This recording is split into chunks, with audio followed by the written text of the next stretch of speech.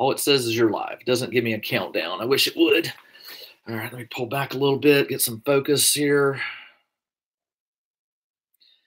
All right, if y'all would just bear with me, anyone who joins on, I'm not starting till 1 o'clock. I'm just doing some technical stuff here to try to get situated.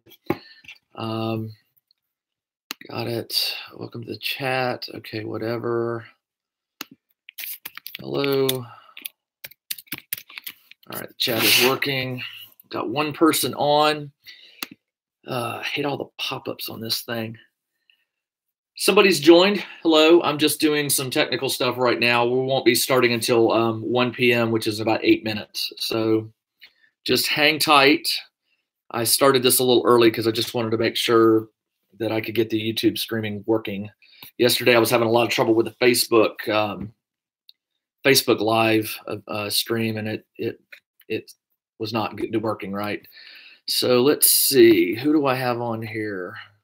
Say hello if you can. Let's see. Does it tell me? Can I click on here to see who that is? Interesting. And Paul. Hey, Paul. Welcome. Dark Matter Workshop. Hello, Dark Matter. I'm going to get started at 1. I'm going to type that in here. Just in case anybody shows up, we'll get started at 1 p.m. Just tinkering with tech stuff. All right. So welcome, everybody. Oh, man, every time I hit enter, it pops up a stupid, hey, easier moderation. Got it. Don't tell me that again. Man, what a pain. Pop out chat. Maybe I'll do that. Okay. Hey, Paul, Dark Matter, how's the sound quality? Can you guys hear me okay? I'm using the built-in speaker, I believe, on the camera, watching from hospital post-surgery. Paul, I hope this brings you some enjoyment while you're there. Hopefully you're not going to be in the hospital too long. Hate to hear that, man. Sound is okay. Thank you, guys. Appreciate that. Oh, man. I'm going in for surgery on May 2nd. Pretty big one. And not looking forward to that. I already have a bunch of movies queued up on my Netflix account, downloaded to my iPad. So, I don't have to worry about internet access and stuff like that. So we'll get there. Let's see. I've got 3 people on. So Paul, Dark Matter, and Johnny John Joe. Hello, Johnny John Joe. I just called you Johnny, if that's okay. Welcome, guys. I will be getting started soon. I don't recognize your names from the previous episodes that I was streaming on Facebook Live. So at 1 o'clock, I'll get everybody caught up on where I am and tell you what's going on and why I'm building this, for those of you who are not already familiar with it. I have a lot of Facebook page people who probably will be joining. I was having a lot of technical difficulties with Facebook yesterday. I've had technical difficulties with them a lot. So I'm finally switching over to the YouTube streaming until I figure out whether this is going to be good or not. I'll eventually get this figured out. So let's see. Let's see. What else am I doing? So you get an exchange and an oil bath thing. This oil bath will feel so good. Okay, 6 people on. If you're on, say hello so I know you're here and know your name. We'll get started in about 5 minutes. I'll chat with you for a minute. It seems like everything's working. Looks like YouTube stream is working. I will tell you, if for some reason it dies or cancels or kicks me off, I'll reset it and come on and we'll just pick it off. So we'll see how that works. So the chat is working well. There's a slight delay. It looks like there may be a slight delay. Like when I type a message, it's instant. But when I ask you guys a question, even for your quick response, there seems to be a lag. We'll figure it out. So let's see. So you get all right. Laptop is working good. Today, I am in Atlanta, Georgia, in the USA. It's nice weather outside. I actually thought about streaming this outside, but my wire cutters down here, all my glues, and it's just, I was like, forget it. I'll just work in the basement. Of course, it's cold down here in the basement. Feels really nice outside. Paul says, I came for the content, but stayed for that falcon. That right there, huh? Oh, let me show it to you. I'm very proud of my falcon. It looks heavy. It's really not. This is a 3D printed Millennium Falcon. I printed it in 12 pieces. Basically, I downloaded the model off of Thingiverse to 6 pieces. And actually, maybe if I flip it around, you can see the seam that goes down the middle there. Okay, right there. And then you can sort of see the seams right there. I could have done filler, and I might address this one day, but going for perfection. This is a scale falcon that I made for the Star Wars Legion war game from Fantasy Flight. I've been playing it, or started playing it, and I wanted a falcon for the centerpiece to play, and so it turned out good. I printed it, glued it all together, painted it, primed it, all that good stuff, and I'm looking for. I haven't actually used it as a centerpiece yet. I'm going to be doing that in the next few weeks. So we will see. And of course, it's got the landing gear, which I use to hook on to my cabinet there, and just hangs in the background. Can you give us files? Not the splits. I didn't keep them. They were, well, 2 of them were damaged. The files got corrupted. I did this all on Tinkercad. I don't know if you know CAD programs. I used a special piece of software called Mesh Mixer, which I used to repair. Start over. When I cut the model into pieces from not the big file, but it was all one solid object. So when I cut it into all the pieces, 2 of the STLs, actually I think it was 3, I had to take into an application called Mesh Mixer, which allows you to do some repair work. And the damage occurred somehow. The Tinkercad program I used messed up 3 of the files. So I had to go into Mesh Mixer and do those fixes. And when I imported fixed files into Tinkercad, they printed fine, but open them up, they don't open. They're like, Tinkercad did an update that caused it to crash. I don't know. I never have figured it out. I could probably do a video on how to cut it up. It's not hard. It works for any file, but you just basically got to cut it up into 6 pieces or 12 pieces. Excuse me. Let me look into it. I'll see what now you got to make a spaceport. Well, yeah, we'll see. All right, so I've got 9 people on, and it is 1 o'clock. So let's get started. Actually, I'm going to give it 1 more minute because I said I would start at 1, and there's always a few stragglers that go on. While I'm waiting on them, since you asked, Paul, I'll show you some other stuff I've done. This was my first Star Wars print. It was a Y-wing. This was also an STL file off of Thingiverse, and I basically just this model was the engines were horrible. They were very polygon based. I mean, everything was real jagged looking. So I used a Tinkercad to actually make a dome and a more round engine. These were crazy to make, and everything was printed in this. The main body and the 2 arms right here were printed in half. So this is the top half and the bottom half, which were glued together. And then the engine pieces were all printed separately. These pieces, the end pieces, these little wire pieces, and I had to glue it all together. And the landing gear is actually Lego. I don't know if you can see that. Let's see if I can. Those pieces of landing gear. But I'm slowly but surely building me up a little bit of Star Wars terrain, or terrain and ships for use with the game. All right. That should be enough time to let everybody join. Everybody say hello who hasn't already said it. Tales from the Shed. Welcome from in the UK there. Let's see, who else did I miss anybody? If I missed you and you said hello, I do apologize. I'll try to keep an eye on the comments as I'm doing it. 25, hello. Are any of my Damien Sailors is here? Welcome, Damien. I'm not sure if any of my Facebook people are here, but I'm going to post on there real quick and tell them to come on over because that's where we're doing this today. We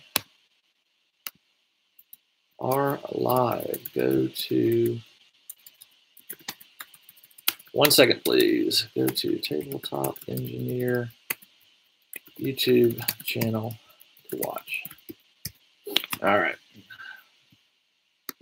I am assuming that that's how you guys are accessing this, right? You went to the YouTube channel for the Top Engineer, and there's something there that says live, and you clicked it and it opened it. Is that correct? Yeah, it's really nice. 25. You know, I like sitting here and talking to you guys. It lags, so if you post a question, sometimes depending on how these things scroll, I may miss a question. So ask again if I miss, but because I'm going to be here in front of you guys and over here, and it's possible I may miss a comment or a question, but I'll do my best. Okay. All right. So let's talk about what I'm doing. A few days ago, I was going to start doing some crafting for terrain and stuff like that. My idea is there's a lot of reasons I want to do this. One, when I'm live crafting, it's fun. Two, there's a little bit of peer, I need to make something cool. I need to at least show you guys some stuff. The third reason is when I'm crafting terrain and stuff, I make mistakes, and you don't usually see that in my edited videos on the Tabletop Engineer channel. So I thought, hey, you know what? I'll do live crafting. They can see, when I make a mistake or make an error, that's it. If it's a devastating error, I'll start over. If it's something that can be fixed, I'll fix it. But so let me tell you the story behind this thing right here, okay? So Joseph McCullough is the author of quite a few war games. One of my favorites is Frostgrave. If you've not heard of it, it's a skirmish war game. Basically, you have 10 miniatures on the table and you're playing against an opponent. Well, Joe created a new war game recently called Operation Last Train. It's a science fiction skirmish game. You only need 6 sci-fi minis. This is one of mine that I haven't painted yet. 6 sci-fi minis for your soldiers. You need a bunch for the alien bugs, and you could use any kind of token for those. You need some civilian miniatures, and you need some terrain to throw out. The idea of the game is that these bugs have sort of infested this planet. The soldiers are going to be dropped down to take the survivors, get them to safety, and get them off planet. And you need what Dropship. There it is at the game where you make a call during the game at some point, and you specify where you're calling the dropship to land, and then there's a roll of the dice, and the dropship may or may not be on target. There's always a variation for the game. Joe created the game for a lot of reasons, but one of the reasons is the game is very inexpensive. All he asks is that you make a donation to Save the Children. It's a nonprofit of £3 or $5 US, and then you download the rules. About 9 pages long. You play the game, and it's a solo game or it's a cooperative game. You're not playing against your buddy. You're playing against the aliens, and they are controlled AI rules built into the game. When you rescue the survivors, when you get them to your dropship and you get them off planet and the game ends, Joe asks that you make a donation of 10 cents per survivor. So if you rescue 10 survivors, you go Save the Children and you make a $1 donation. It's a great, to me, it's just an outstanding idea. We'll probably be making them millions of dollars, but if we have 1,000 players playing this game every weekend and rescuing 10 survivors, that money can add up, and it won't hurt us financially, because I mean, $1 to play a game. I mean, I'd pay that to play a game. So you get to play a game, you get to make the donation, you get to feel good about your gameplay. Now I have all of miniatures, bugs, terrain, but I didn't have dropships, and I needed a bunch because I am going to be teaching this game to about 10 kids, age 11 or so. They're my son's, my oldest son's friend. And I'm going to be providing them the soldiers and the bugs and stuff like that. And they're going to play probably 2 or 3 at a table. So I need to make 3 or 4 drop ships. I've got some already made, but the goal was to do one of these for you guys. And let's see. Hi, the Dauber. So the other day, or actually it was maybe a week ago, I woke up with this idea, building a drop ship from the inside out. To make a 3-dimensional object, like with a 3D printer, you have a layer and then you just keep adding layers. And I thought, well, you could start with the basic shape of your drop ship, the profile from the side, for example, right? And then you would start symmetrically adding pieces to the left and the right, gluing them on, and it would build the object out into a 3-dimensional ship. Didn't know if it was going to work, had no clue. It was just trial and error. And what I've made so far, and so far the people who have been watching this seem to be pretty thrilled with it, is this, okay? I'm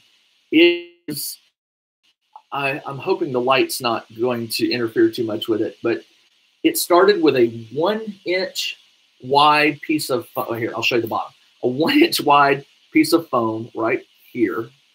And then I started cutting pieces of foam, adding it symmetrically. What goes on the left goes on the right. I have cockpits. I have these side panels. I have the wings, which I'm calling the anti-grav pads or whatever. So slowly but surely, I'm building up this drop ship. And somebody the other day on one of my streams said it kind of reminds them of the Cobra helicopter. And that's about as good a description as I can say. It's got that lean, thick, sort of, I don't know, what animal you would say that is, but, sort of a very sleek, dangerous looking machine. So today I'm just going to be doing more work on this, adding more panels, getting it more fleshed out. One of the things I have to do to this is I need to add the landing pads. Now, if you're familiar with Star Trek, the shuttles, they have those, those sills out to the side underneath, and they use that as that's what I'm going for. They won't be long. They're going to be short, and they're going to be back here. And I don't know what the legs are going to look like yet. But I want to make the landing pads today for you guys. I've got about an hour to do this. And I'll be hitting you guys up for your opinions as we make this. So let's get to it. I'm going to set this aside. If you have any questions about this, post it in the comments and I'll see what I can do. But I'm going to go ahead and get started making these nacelles. Who said that? Project Servotopia, the nacelles, technical word. Everybody has different names. Oh, good. He's still talking about the original concept. No. All right. So what I'm going to do is I'm going to turn the camera that way so you can see my Proxon. All right, where are you? All right. Proxon, okay? Let me turn my laptop so you guys can actually see what I'm doing. All right. I have 1-inch foam here, all right? So first thing I want to do is I want to create a clean, straight-edged work from. I have my Proxon. You can't see, but the wire is set as a 45-degree angle. I'm going to fix that to a straight 90-degree. I need my eye shields. 1 second. My regulars will know that I am very big on the eye shields. Wear them. Protect your vision. You don't want a wire snapping or a piece of hot plastic or hot foam coming up and hitting you in the eyeball. So let me do that. And what I'm going to do is I'm going to make a very thin cut just to get a straight edge to work from. Now I'm going to make the nacelles, and then I'm going to bevel them. And I'm going to bevel them in the shape of a stop sign, an octagon here in the US. So there's my straight edge. Now what I want to do is I'm going to cut 2 pieces from this for the nacelles. And I'm eyeballing this. This may drive some of you guys crazy, but I do a lot of eyeballing. This is not a this is not a precise drop ship. It's just I'm making it from foam and chipboard only and glue. I actually thought about making nacelles from dowels, but I had told myself foam and chipboard because most of us can get it. And even if you don't have a wire cutter, you can use a knife. To do everything I've done, you should be able to use a blade. So I'm going to go ahead and cut the two nacelles. They'll be the same length. Now, I'm going to put the bevel on them before I trim them to length because I don't know how long I want them to be yet. So I'm just cutting the two nacelles right now. And they're just, all they're going to be is rectangular shape to start with.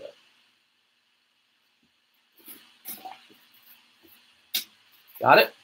Two rectangular pieces of foam, 1 inch thick, probably about, that's a little more than an inch wide. Now I'm going to bevel these all 4 edges at a slight degree to give it that octagonal shape. To do that, I just modify my wire here. I'm going to, and I'm not measuring this. I'm looking at it and going, yeah, that's about 45 degrees, maybe 60. I don't know. I'm not really being accurate here. It doesn't matter because as long as I do all the cuts with the same bevel, it should be fine. Now, if you don't have a Proxxon and you want to cut these bevels with a blade, Jeremy over at Black Magic Craft did a video, and I wish I could tell you the number of it, but basically you can do it with a knife. It's just got to be a very sharp blade, but you can do it. But I'm going to use the hot wire gun heater or the hot wire cutter. And the way you do it is this. I'm going to hold this up and show it to you. All right, so this is the edge, right? See this edge? If you're looking at it this way, I want to cut an angle from the top going this way, right? All right, so I need this edge to follow something accurately so I don't get this weird looking bevel. And to do that, I'm going to use the fence, and there is a black line on here. This thing is gridded. I'm going to use a black line here on the Y and the X axis. I'm going to follow the Y axis by putting the edge on it and then pushing it through. And I'll show you. If it doesn't make sense, let me do it and I'm going to show you. So I'm going to turn it on. And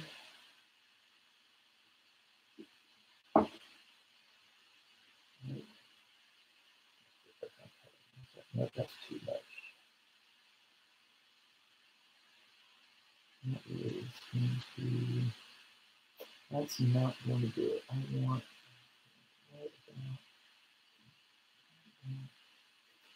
Sorry, I'm having to eyeball this. You know what? I need a sharper angle. I just realized much sharper angle.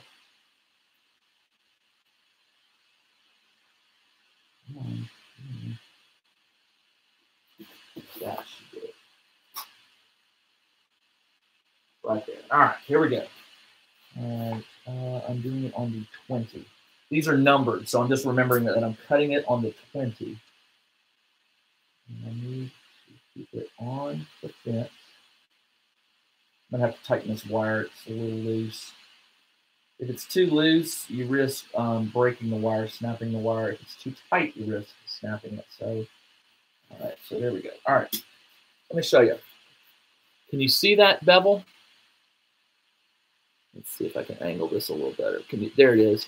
If I move it over a little bit, you can see the bevel off my shirt. Yeah, there's the bevel. I'm going to do all 4 corners. So here we go again. The 20. And for this, I forgot to tighten the wire, but I'll tighten it after this run. The secret is you've got to keep it against that fence. If it deviates at all off the fence, you're going to get a weird looking bevel. All right, I flip it over, and I'm going to run it through both sides.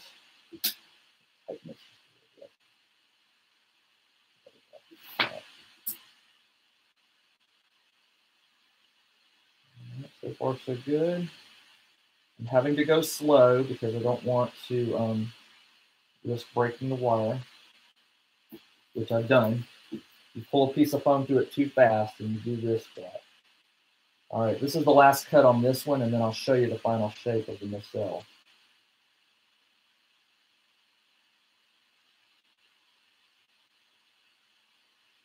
And I'll check your comments too. All right, let me come around here. Spin this around. All right. Let's see if I'll check your comments in just a second. Hey, Lorenzo.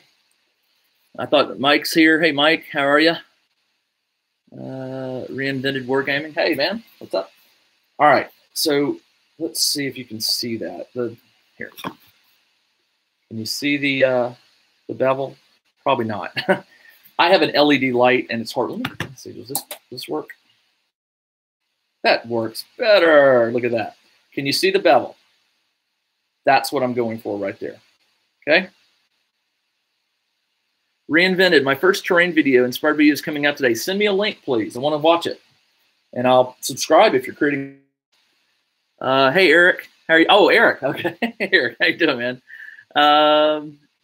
Hey, Kemper, Mega Moo. Yeah, it's funny. All you guys have different names on YouTube. I'm gonna have to remember. I'm gonna have to learn all of them again. So there is the basic shape of the nacelle. Now it's let's see, how long did I make it? 1, 2, 3, 4, 5, 6. It's 6.5 inches long, which may be too long for what I want. I haven't decided yet, and I don't have to decide right now. Maybe I do. That actually doesn't look too bad. All right, so let me move the camera back over here, and we'll do the next nacelle.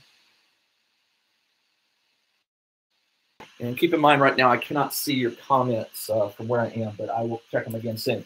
So I'm going to run this piece through 4 times and make the exact same cut. I really appreciate you guys joining me today. Normally, I would just come down here and just tinker on my own, no audience. I'd play music, but happy to do this. I asked yesterday if people want more of this. At first, I was a little hesitant to do live crafting for people, but it hasn't been bad. I've actually enjoyed it, so I think I'm fine doing it more. So if y'all want to see more of it, I'm happy to do it. All right, that was cut number 2. Here's number 3.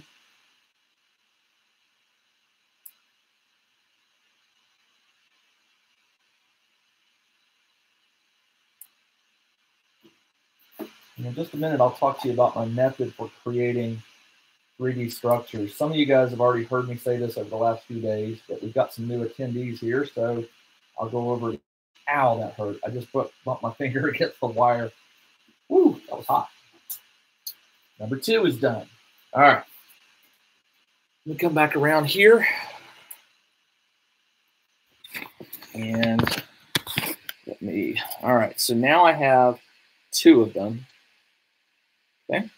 Is the sound okay, guys? By the way, I've turned my volume down.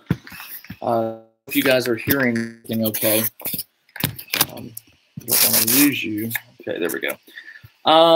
Dark Matter, are you making terrain videos too? Yep, subscribing now. Freaking love this hobby. I know, it's fun, isn't it? Yeah, we'd love to see vids like this. I'm at work, so can't follow as closely as I'd like to, but it's good for listening. You know, you don't have to watch it live. I mean, unless you want to hit me with questions. YouTube, I believe, will allow me to save it and edit it and put it up with like a header and or an intro, good stuff. So I may do that, or I may just leave it as is. I have 2 nacelles now. Okay. Now I'm going to turn this light on because I'm going to change the camera angle. You're going to be looking at my desktop now.